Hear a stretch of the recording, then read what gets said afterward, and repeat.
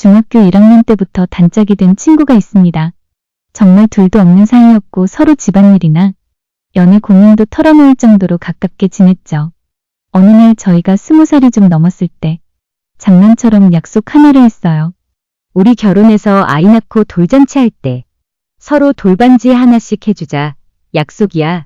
그렇게 아무렇지 않게 웃으며 손가락 걸고 약속을 했고 저는 그 약속을 잊고 있었습니다. 시간이 흘러 제가 먼저 결혼하고 아이도 낳게 되었고 돌잔치를 준비하게 됐죠. 그때 친구가 정말로 금반지를 사서 선물해줬습니다. 당시에 한 돈이 28만 원 정도 했던 걸로 기억합니다. 진짜 약속 지킨 거야? 물어보니까 친구는 당연하지. 내가 너랑 한 약속인데 라며 웃더라고요. 그때 정말 고맙고 감동받았어요. 그런데 문제는 지금입니다. 친구가 드디어 결혼하고 아이를 낳았고 이제 돌잔치를 하게 됐어요. 저는 이제 내 차례구나라고 생각하며 금반지를 사러 알아봤는데 지금 금값이 한 돈을 무려 53만 원이 넘는 거예요. 5년 사이에 거의 2배가 된 거죠. 순간 머릿속이 복잡해졌습니다. 친구가 저한테 반지를 해준 건 28만 원 정도였는데 저는 53만 원을 써야 한다는 거, 물론 돈이 아까워서가 아니라 내가 손해본다는 느낌이 확 들었어요. 그래서 고민이 시작됐습니다. 약속은 약속이니 지켜야 할까? 아니면 그냥 현금 30만 원을 주는 게 현실적인 걸까?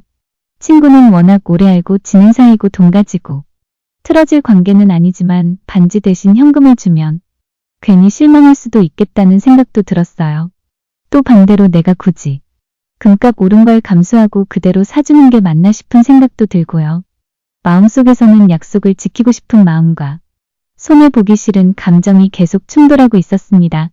그리고 더 큰 고민은 이걸로 친구와 사이가 어색해지거나 내가 속 좁은 사람처럼 보일까봐 불편해진다는 거예요. 친구는 틀림없이 아무 말 없이 받을 수도 있겠지만 제 안에서는 이거 너무 불공평한데 라는 생각이 자꾸 드는 거죠. 그래서 지금 저는 갈피를 못 잡고 있습니다. 여러분이 저라면 어떻게 하시겠어요? 약속대로 금 한 돈을 해주는 게 맞을까요? 아니면 지금 시세에 맞춰 현금 30만 원으로 대신하는 게 더 현실적일까요? 친구와의 우정도 지키고 싶고 괜히 바보 되는 건 더 싫은 저는 지금 너무 고민입니다. 사소한 일일 수 있지만 마음은 무겁습니다. 제 선택, 뭐가 현명할까요? 엄마의 소리편지 애청자 여러분, 기가 막힌 일이 있었습니다. 같이 소통하고 솔직하게 이야기해주세요. 저는 결혼한 지 3개월 된 30대 초반 신혼주부입니다. 오늘은 제 결혼식에서 일어난 아직도 믿기지 않는 이야기를 해보려 해요. 결혼식 준비부터 참 많은 일이 있었어요. 시어머니는 웨딩홀이며 예물이며 하나하나 간섭이 심하셨지만 처음이라 그러시겠지 하고 넘겼습니다. 결혼식 당일 정말 많은 하객이 왔습니다. 회사 동료 친구들 부모님 지인까지 축의금이 얼마나 들었는지 저도 궁금하더라고요. 그런데 문제는 결혼식이 끝나고 이틀 후부터 시작됐어요. 어머님 축의금은 나중에 같이 정산할까요? 그랬더니 시어머니가 말씀하시더라고요. 그거 내가 다 정리해서 필요한 거 있으면 말해. 제가 뭐 잘못 들은 줄 알았습니다. 신랑도 옆에서 머뭇거리더니 엄마가 보관 중이야. 라고 말하더군요. 그래서 정중하게 여쭙죠. 어머님 총 얼마인지 확인은 하셨어요. 그랬더니 시어머니가 아유, 그런 건 새댁이 몰라도 돼. 어차피 너희 살림은 내가 챙겨줄 거잖아. 그 말을 듣는 순간 진심으로 손이 덜덜 떨렸습니다. 축의금 총액은 약 2천만 원이 넘는 금액이었고 그중 저희 부모님 측에서 들어온 돈만 1천만 원이 넘었어요. 그걸 한마디 상의도 없이 시댁 재산처럼 가져간 겁니다. 신랑은 우리 엄마니까 좀 이해해라며 대충 넘어가려 했고 저는 그날 이후 남편과의 신뢰가 송두리째 무너졌습니다. 결국 저는 부모님께 사실을 말씀드렸고 친정 부모님이 직접 나서서 시댁에 정중히 요청드렸어요. 그러자 시어머니는 내가 돈에 눈이 먼 사람이냐며 울먹이며 300만 원만 덜렁 보내오셨습니다. 그래서 저는 결심했어요. 법적 절차까지는 아니더라도 돈 문제는 확실히 기록하고 증빙 남기자. 지금도 신랑과 갈등 중이지만 적어도 제가 바보처럼 넘기진 않을 겁니다. 결혼은 둘만의 문제가 아닙니다. 돈 앞에서 사람의 진심이 드러나는 법이죠. 축의금 단순한 돈의 문제가 아니라 신뢰의 문제라고 생각하는데 제가 오버하는 건가요? 솔직한 답변 부탁드립니다. 엄마의 소리편지 애청자 여러분, 제 이야기 잠시 들어주실 수 있을까요? 저는 남편과 함께 30대이고 결혼한 지는 이제 3년이 되었습니다. 친구처럼 지내던 사이에서 연인이 되고 그렇게 결혼을 했기에 아직도 우리는 신혼처럼 지내고 있습니다. 서로 직장에 다니다 보니 바쁘게 하루하루를 보내지만 유일하게 여유를 느낄 수 있는 시간은 바로 토요일 저녁입니다. 둘이서 한잔 나누며 한 주 동안 있었던 일들을 조용히 이야기하는 그 시간이 우리 부부에게는 정말 큰 즐거움이었습니다. 내년쯤이면 아이도 계획하고 있기에 지금 이 소중한 둘만의 시간이 그 어느 때보다도 귀하게 느껴졌습니다. 그런데 남편에게는 4살 터울의 누나가 있습니다. 지금은 40을 넘긴 나이이고 아들이 둘 있는 분이에요. 남편과 시누이는 어릴 때부터 참 사이가 좋았고 지금까지도 서로 남매가 맞나 싶을 정도로 가까운 관계를 유지하고 있습니다. 그런데 문제는 시누이 부부 사이에 갈등이 생기면서 그 여파가 저희에게도 미치기 시작했다는 점입니다. 시누이는 남편에게는 다정한 누나였지만 다른 사람들에게는 화를 참기 어려워하는 성격이었습니다. 한 번은 이런 일이 있었습니다. 남편과 저, 시누이 부부 그리고 조카 2명까지 함께 레스토랑에 간 적이 있었습니다. 어렵게 예약한 자리였고 모두가 기대하고 간 자리였죠. 자리에 앉아 메뉴를 주문했는데 직원의 실수로 엉뚱한 음식이 섭인되었습니다. 그때 시누이는 갑자기 고함을 지르며 사장을 당장 부르라고 소리를 질렀고 저희 모두 당황에 말렸지만 결국엔 사장과 말다툼을 벌였고 저희 일행은 마치 쫓겨나듯이 자리를 떠나야 했습니다. 밖으로 나와 놀란 조카를 달래고 있는데 조카가 제게 이런 말을 했습니다. 우리 엄마 원래 저래요. 근데 좀 부끄러워요. 그렇게 시누이는 가끔씩 남편에게 전화를 걸어 남편과 싸웠다며 하소연을 하곤 했습니다. 그럴 때마다 남편은 누나를 다그치듯 말했습니다. 누나 성격 받아줄 사람은 형님밖에 없어. 누나가 좀 잘해야 돼. 하지만 시누이는 그런 말에 더 화를 내며 전화를 툭 끊어버리기 일쑤였습니다. 그런데 어느 날 시누이가 조카들과 함께 캐리어를 끌고 우리 집에 찾아왔습니다. 동서, 정말 미안한데 며칠만 여기 있어야 할 것 같아. 남편이랑 좀 다퉜어. 저는 당황했지만 속상해하는 시누이를 보며 이렇게 말했습니다.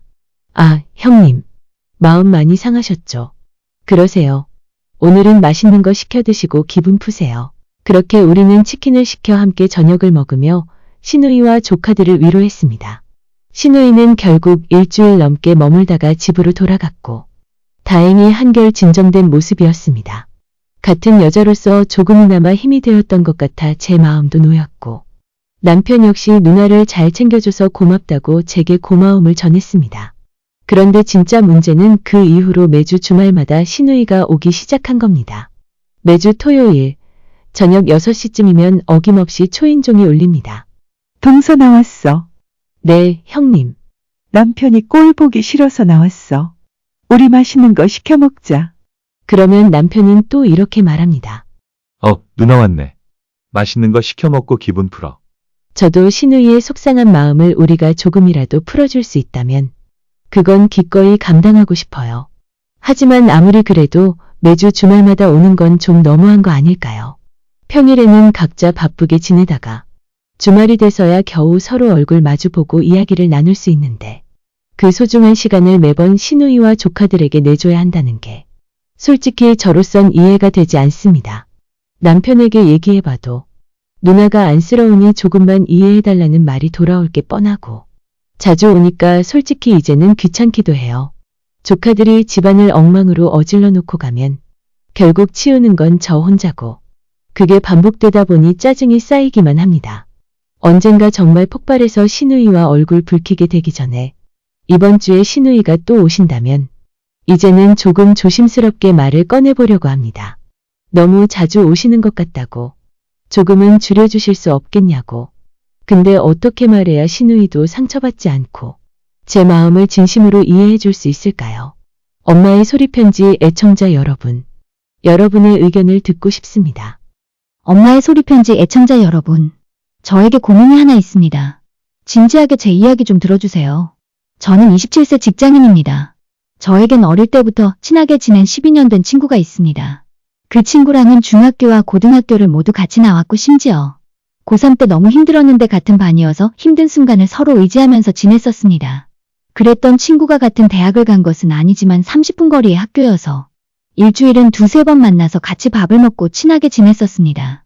서로 남자친구가 있을 때마다 다 보여주고 쇼핑도 다니고 여행을 가면서 계속 친분을 유지했습니다. 그렇게 25살이 되었을 때 갑자기 친구가 저에게 중대한 이야기를 할 것이 있다고 하더라고요. 친구야! 나 할 말이 있어! 뭔데 왜 이리 진지하게 말해? 빨리 말해봐. 사실은 나 결혼에 임신했어! 꼭 결혼식 와서 축하해줘! 야, 진짜야? 그걸 왜 이제 말해? 무조건 가야지. 진짜 축하해. 이러면서 저는 진심으로 결혼을 축하해 주었습니다. 그렇게 이제 사회생활을 시작한 저는 경제적으로 풍족하지는 않았지만 12년 된 친구의 결혼을 진심으로 축하하고 싶었습니다. 축의금을 얼마를 줘야 고민하다가 엄마에게 빌려서 50만 원 축의금을 내었습니다. 친구는 왜 이렇게 많이 했냐고 뭐라고 했지만 저는 50만 원의 축의금과 집들이를 갔을 때도 10만 원의 상당의 가전제품도 준비했습니다. 제일 친한 친구의 결혼식을 이렇게 축하해줄 수 있음에 아주 뿌듯했습니다. 그렇게 2년 후 저도 만나던 남자친구와 결혼식을 하게 되었습니다. 결혼식이 너무 바빠서 정신이 없었습니다. 그 친구는 둘째를 임신했던 터라 저의 결혼식에 늦게 왔었습니다. 그래도 저는 그날 너무 긴장하고 정신이 없었어서 신경 쓰지 못했습니다. 그렇게 결혼식이 끝나고 축의금을 정산할 때 저는 너무나 놀랐습니다. 저의 12년 친구가 축의금을 5만 원 한 것입니다. 심지어 그 친구는 남편도 데리고 왔고 아기도 데리고 왔었습니다. 근데 축의금을 5만 원을 했더라고요. 이걸 누군가에게 말하기에 친구 뒷담을 하는 것 같아 엄마에게 이 이야기를 했더니 적어도 자기가 받은 만큼은 하는 것이 예의 아니니? 남편까지 데리고 와서 밥을 먹고 5만 원을 내는 것은 뭔 이렇게 황당한 경우가 다 있니? 그 친구랑 이제 어울리지 마라. 하시는 겁니다. 근데 저는 친구가 경제적으로 엄청 힘든가 보다라고 넘어갔습니다. 저는 그만큼 친구에게 신뢰가 있었으니까요. 그러던 어느 날 동창회가 있던 날이었습니다. 그 친구도 왔는데 그 친구가 명품 가방을 메고 왔더라고요. 그러면서 친구들에게 자랑을 하는 겁니다. 좀 기가 차고 황당했습니다. 저는 이 상황이 너무나 이해가 가지 않았습니다. 그래서 그 친구랑 둘만 있을 때 조심스럽게 물어보았습니다. 친구야, 나 좀 너한테 섭섭한 게 있어. 혹시 내가 축의금 얼마 했는지 기억나? 50만 원 했잖아! 근데 너는 이번에 축의금 5만 원 했더라. 나는 그게 좀 이해가 안 가. 그게 왜 이해가 안 가? 형편껏 하는 거 아니야? 그렇게 말하는 사이에 화장실 갔던 친구들이 갑자기 돌아와서 이야기가 끝이 나버렸습니다. 그렇게 자연스럽게 우리 사이가 좀 멀어졌습니다. 돈이 전부는 아니지만 섭섭한 제가 너무 속물인 건가요? 솔직한 답변 부탁드립니다.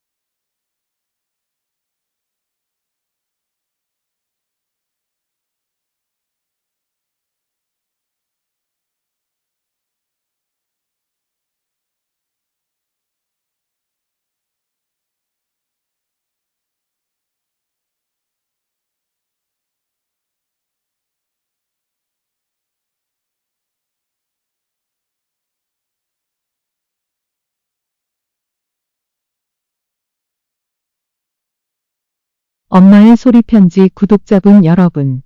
저는 시어머니와 남편과의 트러블로 힘든 시간을 보내고 있습니다. 여러분이 들어보시고 제가 이상한 건지 이야기 한번 들어주세요. 저랑 남편은 동갑내기 부부이고 아이는 아직 없습니다. 결혼한 지는 3년이 되었습니다. 저랑 남편은 결혼하기 전에 오랜 연애를 했고 잘 통했기 때문에 성격상으로는 부딪힐 일이 없었습니다. 그런데 남편에게는 혼자 사시는 어머님이 항상 걱정이었습니다. 집도 멀지 않아서 남편과 저는 자주 찾아뵙고 남편 혼자서 어머님을 자주 찾아뵈었습니다. 근데 문제는 어머님이 남편에게 너무 의존한다는 것이고 남편 역시 어머님께 너무 의존한다는 것입니다. 예를 들자면 어머님은 집에 인테리어를 바꿀 때도 남편에게 꼭 전화로 물어보고 사소한 것들도 남편에게 다 물어보곤 했습니다. 그러던 어느 날 저에게 섭섭한 일이 일어났습니다. 회사에서 남편의 해외 파견 근무가 결정된 것입니다. 그런데 남편은 그것을 저에게 전혀 이야기하지 않고 며칠간을 어머님과 의논했다고 합니다.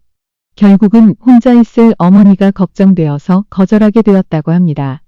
근데 저는 솔직히 해외에서 잠시 살고 싶은 생각이 있었는데 아쉬웠고 더 기분 나쁜 것은 그렇게 중요한 것을 저에게 단 한마디도 하지 않았다는 것입니다. 하지만 못 따지기도 그래서 아무 말도 하지 않았습니다. 그러던 어느 날 어머님과 단둘이 밥을 먹을 일이 생겼습니다. 그때 어머님께서 며느리야, 요즘 일은 어때? 어머님 요즘 너무 일이 바빠서 주말도 없이 일하고 있어요.